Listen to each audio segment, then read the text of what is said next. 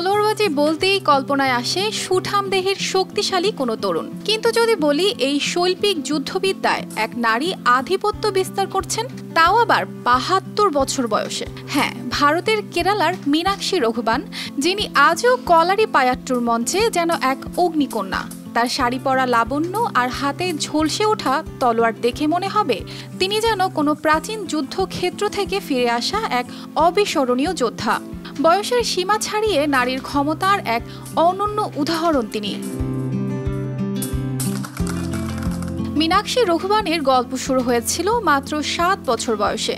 ভারতের কেরালার মালাবার অঞ্চলের ঐতিহ্যবাহী মার্শাল আর্ট কলারি শিখতে শুরু করেছিলেন তখনই। এই প্রাচীন যুদ্ধ কৌশল শুধু শারীরিক দক্ষতাই নয়, আত্মরক্ষার কৌশল ও আত্মবিশ্বাস গড়ে তোলে। মীনাক্ষীর প্রতিভা এতটাই উজ্জ্বল ছিল যে তার শিক্ষক, যিনি পরবর্তীতে তার জীবন সঙ্গী হন, তার সামনেই মাথা নত করেছিলেন। বিয়ের পর মীনাক্ষীর শিক্ষক স্বামী তাকে আরও দক্ষ করে তোলেন। কলারিপায়াট্টু, বিশেষত তলোয়ার যুদ্ধ, তার জীবনের অন্যতম প্রধান অধ্যায় হয়ে ওঠে। এখন তিনি নিজেই শিক্ষক। কেরালার ভাদাকারা শহরের একটি মন্দিরে তিনি শিশু ও কিশোরদের শেখান এই মার্শাল আর্ট। শুধু কৌশল নয়, জীবনের প্রতি দৃঢ় বিশ্বাস এবং সাহসও গড়ে তোলেন তাদের মধ্যে। মীনাক্ষীর শেখানো শুধু যুদ্ধ কৌশলেই সীমাবদ্ধ নয়। তিনি বলেন,